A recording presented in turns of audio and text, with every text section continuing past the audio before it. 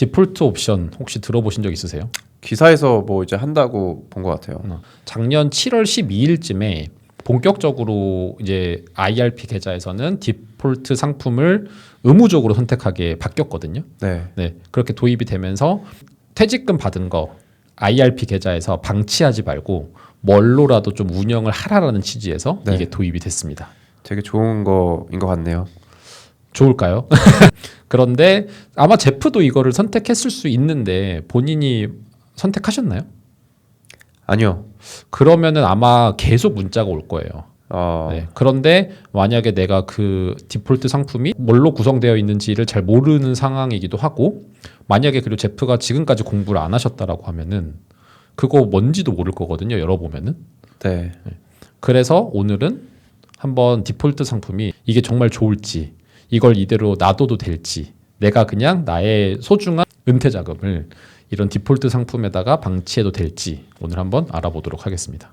두 회사 거를 가져와 봤어요. 회사는 언급하지 않도록 하겠습니다. 네. 네. 저위험 포트폴리오거든요. 네. 어떻게 보이세요, 상품이?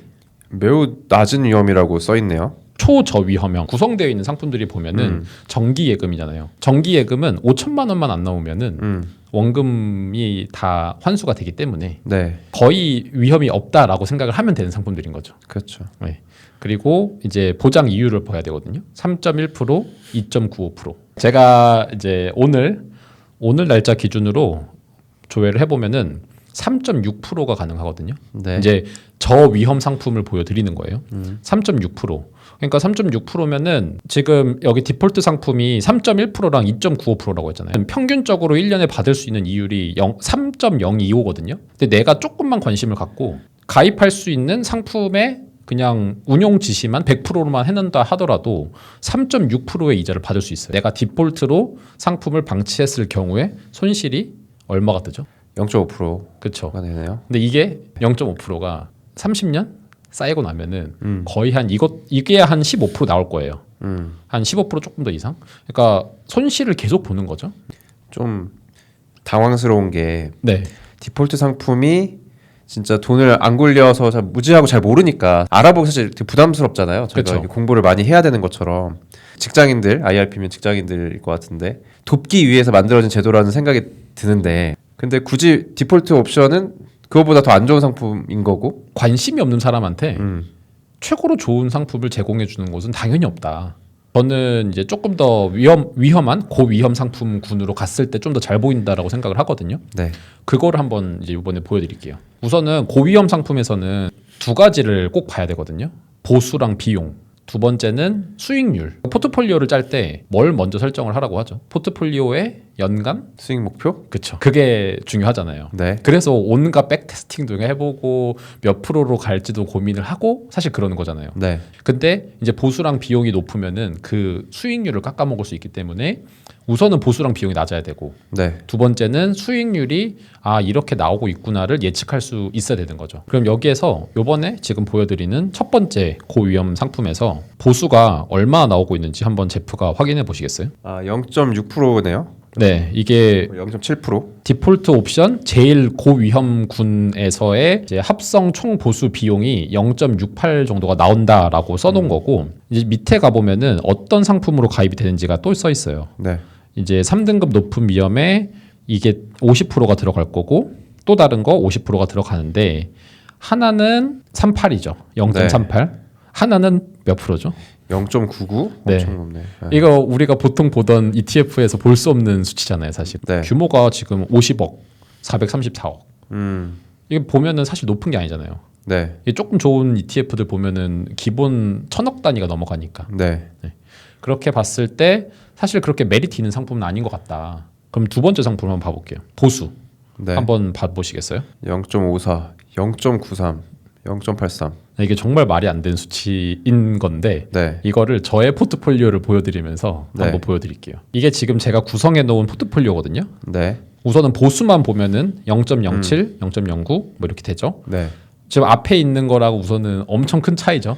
네, 10배도 차이가 나네요. 그렇죠. 앞에 제가 보여드렸던 상품들은 보수랑 비용이 같이 있는 거니까 그것도 같이 보셔야 돼요. 이 정도로 이제 보시면 되거든요. 그러니까 네. 실제로 수치로만 두고 보더라도 에이스 금현물이 0.54에서 조금 높을 뿐이지 앞에서 보여드렸던 0.99 이 정도는 지금 아니잖아요. 근데 이것도 정확하게 20%씩 해서 똑같은 비중으로 들어가면은 평균적으로 1년에 0.27의 보수 비용이 발생을 하는 걸 텐데 제가 이제 포트폴리오 구성을 하잖아요. 네. 여기는 30%, 5% 이런 식으로 네. 그렇게 해서 실제 보수를 계산을 해보면은 0.22%가 나와요. 네. 1년에 1,000만 원을 투자를 하면은 21,944원. 네. 네, 이 정도가 나오는 거죠. 네.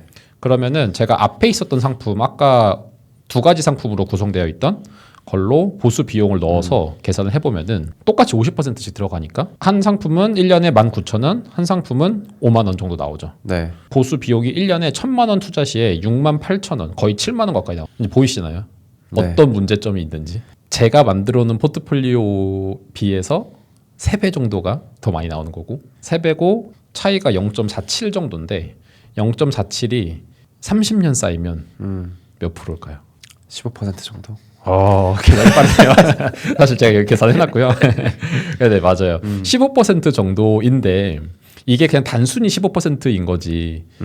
이 보수 비용이 이만큼이 안 빠졌을 때 붙었을 복리와 이제 내가 넣을 돈이 계속 커지잖아요. 네. 그러니까 1000년도에는 1,000만 원일 수 있지만 2000년도, 3000년도, 뭐 10년도까지 갔을 때는 수익도 나고 했을 때 거기에서 이제 발생하는 보수 비용을 생각하면은 그 비용은 훨씬 커질 거라는 거죠. 네. 그래서 진짜 이 보수 비용을 무시하면 안 되는데 내가 디폴트를 선택함으로 인해서 3배를 더 낼 수 있다. 네. 이게 우선은 여기에서 말씀드리고 싶었던 거예요. 보여주신 포트폴리오는 뭐 펀드 매니저도 아니고 그냥 일반 투자자가 할 수 있는 단순한 뭐 자산 배분 포트폴리오를 보여주신 거잖아요. 그렇죠. 그럼 아마 이거 보시는 분들은 펀드 운용 전문가가 운영해주는 거니까 당신의 포트폴리오보다 어차피 수익이 엄청 많이 날 텐데 감수할 수 있는 거 아니야? 이렇게도 물어볼 수 있을 것 같거든요. 수익률 맞아요. 그러니까 그럴 수 있겠죠. 뭐 그 사람들이 정말 적극적으로 엄청 열심히 하면은. 근데 여기에서 맹점이 하나 있는 게 다 TDF 펀드라고 해서 이게 모펀드, 자펀드 이런 식으로 운영을 하고 있거든요.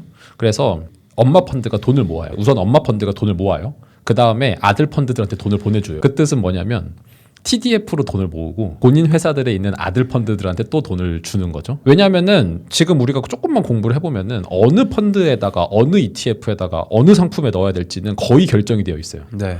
제가 최근에 리뷰한 반도체 같은 거 빼고는 특정 섹터 ETF로는 포트폴리오 구성 안 하고 최근에 갑자기 만들어진 이상한 ETF들도 가입 안 하고 파생이나 뭐 이런 것도 안 하잖아요. 그런 거 따지고 보면 몇 개 없어요. 그러면은 사실 얘네들은 다 그 펀드로 운영을 하는 건데 그냥 내가 귀찮아서 아니면 내가 너무 바빠서 조금 볼 시간이 없어서 디폴트 옵션을 선택하는 것만으로도 이 사람들은 돈을 모아서 자기들 펀드에다가 돈을 넣고 수수료는 3배 정도 더 받을 수 있는 거죠. 근데 여기에서 또 맹점이 뭐냐면 이거는 아직도 명확하게 나오진 않았는데 펀드로 받고 또 하나 다른 펀드나 ETF로 돈을 넣는다고 했잖아요. 이중 보수를 내게 될 수도 있어요. 상품을 2개를 가입하게 되니까. 근데 어디는 가면은 우리는 그런 문제 없습니다라고 써놓은 곳도 있는데 다른 데들이 그거를 명확하게 설명해 놓는 곳이 없어서 사실 내가 생각하는 것보다 더 많은 보수 비용을 낼 수 있다. 이 점을 말씀드리고 싶었습니다. 네. 그러면 우리가 수익률을 한번 설명을 드려볼게요. 제가 만들어 놓은 포트폴리오는 이 정도 비중으로 가져가면은 1년에 한 7%에서 잘 나오면은 9%까지는 할 수 있겠다라는 게 백테스팅을 돌려보면 나와요. 네. 근데 밑에 있는 이제 디폴트 옵션 네. 수익률이거든요. 한번 보는 방법을 같이 설명을 드리면은 네. 우선 1년 차까지만 있잖아요. 이 네. 뜻은 1년 이상 되는 성과가 아직 없다. 네. 그러니까 만들어진 지 그렇게 오래되지 않았다라는 점. 그렇죠? 그리고 두 번째 이 BM이라고 써 있는 거는 벤치마크. 네. 어떤 거를 기초 지수로 가져가는가인데 이게 첫 번째 구성 상품은 코스피 250에다가 종합 채권의 50%를 가져가잖아요. 네. 이거의 수익률이 지금 최근에 이랬다라고 보여주는 건데 네. 이제 이거를 기초지수로 펀드 같은 상품인데 이거의 수익이 작년 1년간 12% 정도 됐다라고 이제 써놓은 거죠. 네. 이거는 좀 초과 수익을 달성을 했어요. 네. 두 번째 상품이 여기 MSCI ACWI라고 하는 거 벤치마크 했다라고 하는 건데 이게 뭐냐면 MSCI 이제 모건 스탠리에서 만들어 놓은 인덱스인데 이제 ACWI에는 뭐 이머징 국가랑 선진국들이 좀 들어가거든요. 네. 여기에 이제 분산해가지고 기업들을 선택해서 투자하겠다라는 건데 MSCI에다가 75%를 넣고 채권에다가 25%를 넣는다라고 되어 있는데 1년간 수익률 16% 정도 나왔다라고 돼 있잖아요. 네. 이 벤치마크 상품이 네. 이 상품도 보면은 3.2 수익률을 거의 못 쫓아갔잖아요. 네. 네. 이 펀드들은 대부분 액티브 형태로 운영이 되는데 항상 우리가 공부해서 알겠지만 지수를 쫓아가기가 되게 힘들다라는 거. 네. 그렇지만 보수랑 비용은 높다라는 거. 그리고 변동성도 굉장히 높다라는 거. 그러니까 이렇게 나오는 데다가 중요한 거는 내가 이 구성 상품이 뭔지를 볼 수 있는 눈이 없으면 이 상품의 미래 수익률을 계산할 방법이 전혀 없는 거예요.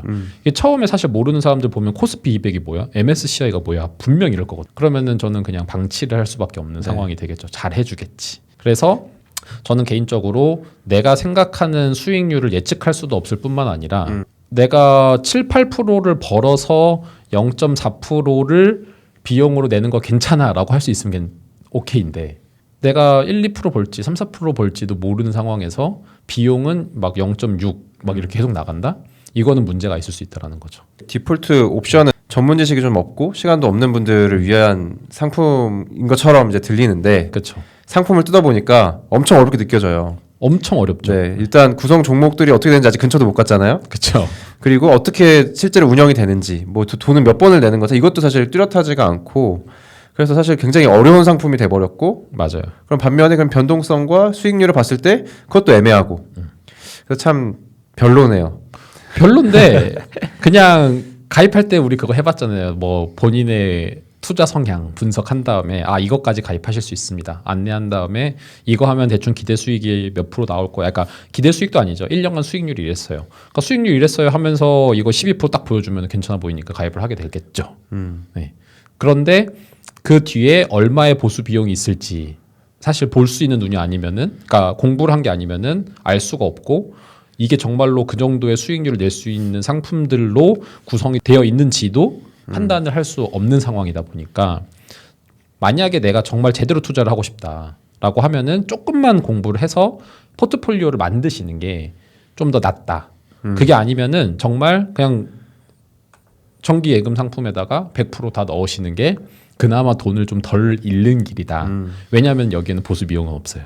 그래도 여전히 나는 앞으로 절대 공부할 생각은 없어 라고 하는 사람들 분명히 많이 있을 것 같아요. 그렇죠. 그런 분들, 그리고 또 시간도 없고 바쁘고 머리 아프고 라고 하는 사람들이라면 그래도 안 하는 것보다 그거보단 디폴트가 낫다고 보시나요? 내가 너무 바쁘고 이것까지 신경 쓸 여력이 없다라고 하는 사람들, 그리고 회사에서 DC형 제도로 선택이 되어 있어서 IRP를 의무적으로 운영을 해야 되는 사람이라고 하면은 진짜 그런 어쩔 수 없는 경우에는 디폴트를 하자. 네. 근데 그게 아닌 경우에는 좀 더 운영 지시도 했으면 좋겠고 내가 좀 더 알아봤으면 좋겠다. 근데 이렇게 추천도 해주고 이거 무조건 지정하셔야 됩니다. 왜냐하면 본인이 돈 운영 안 하면 이걸로라도 운영을 해야 돼요. 이렇게 돼 있으니까 잘 되어 있겠지라고 생각을 하겠지만 그게 아닐 거다. 사실 포트폴리오 짜는 게 어렵지가 않거든요. 제프 어때요? 제프가 지금도 아직 안 하고 있긴 하지만 어때요? 이게 만드는 게 힘든가요?